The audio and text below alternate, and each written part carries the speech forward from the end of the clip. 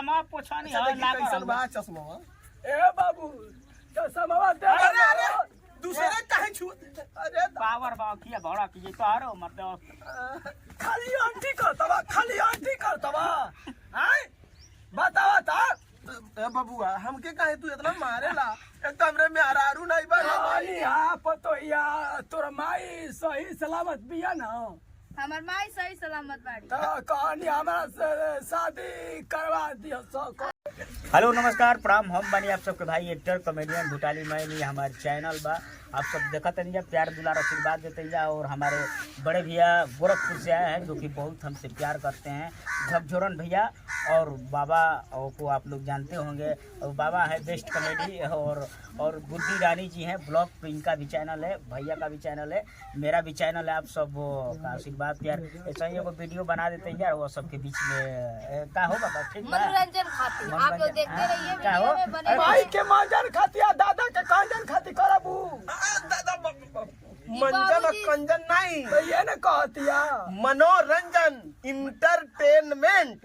Entertain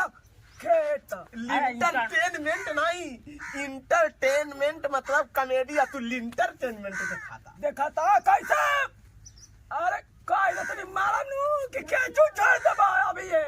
तारा मर्द अस्थिर तू ना रहल अरे हम समझाता कि इंटरटेनमेंट आ ज्यादा बाबूजी ज्यादा पढ़ल लिखल नहीं तब काहे बना कहा था इंटरटेनमेंट पढ़ा लिखना नहीं आई ए इधर का बेकार है बतावा हो दा पढ़ा लिखना है रे आओ भैया तारा बुझा हटा, हटा। मर्द हटे मेहरारू के साथ तो हां लगा ये कुल बैठिया तरह ससुर हो के तू बतावा हो बस बताओ देखा बस ना देखा सर लाजो नहीं चला गो ए मर्द ये तो औरो हम अपने दादा के ससुर बना मर्द तो हमरा में साइड के का बैठा दवा बढ़िया गनगना तनु हमार खूबी गनगना था तो सनो की गिल बना लो का ए तारे कहिला उ शादी खो जाता रन शादी तू करवाओते नहीं खा ए दादा ठंडा है आयो माय गॉड तनी काहे हमरा के खोदा ता पीछा वाले अरे ओकर बियाह हो गइल बा छोड़ के हम बड़ा हो के हमर बियाह कहानी है कि अपना छोटकी बहनिया ले करवा दे सदिया कर हम उनसे हाँ उनसे तो हम करवाइबे नहीं करब। रात दिन झगड़ा करे ना देखे नहीं हमनी की देख देख जोर ना तमरे बहनिया के नहीं देख के जरिया आयो माय चचमा रे अरे लगाओ अरे पोछी अरे लगाइए आयो अरे दूसरे पकड़ ले हले रे दादा अरे मर्द होने लगा रे मिर्गी आ आयो जा ए, माय अरे पा चश्मा एही तरह करवा आय अरे चश्मा पोछनी है कैसन बा चश्मा ए बाबू चश्मा दे। अरे दूसरे काहे छू अरे पावर बा किया बड़ा की तो आरो मतलब खाली आंटी करतवा हैं बतावा ता ए बबुआ हमके काहे तू इतना मारेला एक कमरे में आरारू नहीं बा हमारी हां पतोहिया तोर माई सही सलामत बिया ना। हमार माई सही सलामत बाड़ी तो कहानी हमारा से शादी करवा दियो सो कोई देखा तनी बुढ़ाउती में बाबूजी शादी करे के हमारे माई ए! कहतन। हमरे बबुआ सुन्नत थोड़ी तार माई बाटी कैले हम जाना था नहीं तू अपने बारे में सोचा था उनके बहनिया से हम कैले तू ओकरे माईस कैली है तो पहले हमार नु कोई जरूरी है अब पहले माई जरूरी है ओ सेटिया अरे के मर्द बियाह तारा करे मर्द खातिर तारा कहतन। बुझाता तो का करी यही सब इनका पर दिमाग खराब हो अब देख नी समझा के रखी ना तब चुरकिया खा लेब अब ए बबुआ चुरकी खरबी तो तार झटवा उखाड़ लेब नहीं बबुआ अभी लिया इस सलाई माची से मार दे खत्म हो जे चल ले हां बबुआ ये ले खत्म हो जी ए हम बारवा में हम फेशियल कराले बाटी चलो। नजर का करवैले बबुआ ए कहत है केस करवाए के बाबू अभी कायदा तनी मर्डर हो जी देख तू ऐसे मर्डर लिखा बुढ़ा रे नाला नहीं तो बबुआ बहुत बोले। केस करवावे नहीं कहती है केस माने बार होला फेशियल करा है फेशियल अलग हमारे के सिखावे केस का कहाला ए बुढ़ाओ ना नहीं सुधारेगा यही का सुधार दा बुढ़ाओ चल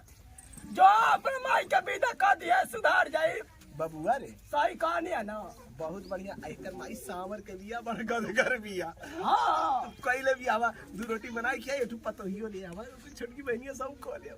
तो ठीक है तो चले बा ये खा हो जाओ ये दादा चश्मा तो लगा के देखी कैसा आ लगा दे चश्मा आयो मारा सर में चश्मा मारा दस रे भैया आयो माई ए बाबू आ दादा चश्मा दे दो। मरबे नहीं ना कहाँ दे ना अरे हम चश्मा सारा देश चश्मा ये हवा कराइबे कि नहीं हाँ करा दे दे पक्का ना तो पाके नु कहा था ये कहाँ गइले बियाह कराए के वादा कर तो हम चश्मा देता नहीं ए बाबू बियाह करा दे बहुत दे चश्मा हमार दादा तू हमार बबुआ तू बोल बोल ना तू बड़ा बन गई हो दादा अरे भाई वो टूट गया सर शादी करबा आए चश्मा उतार ले बाबा अभी कह दे तनी मार के बर्बाद कर दे कह दे तनी नहीं जाता नहीं आयो माई चश्मा दे दे बाबू बियाह कराइबे कि ना हाँ करा दे पक्का ना हाँ ले हाँ हले बियाह कराए बाप मोल की माई से करबे अपना बोल की माई तो तार मेहरी रहल का बउआ तहू के तनिको लासर हमरे आयो दादा जायदा बाबू कहानी है और सुना हाँ अरे अरे बाबा टूट गया आयो हे दादा अरे बबुआ हो निसी आ गए हो दादा भागा हो भीड़ देख सकतनी है मजा आ गई हम लोग का शूटिंग यही चल रहा है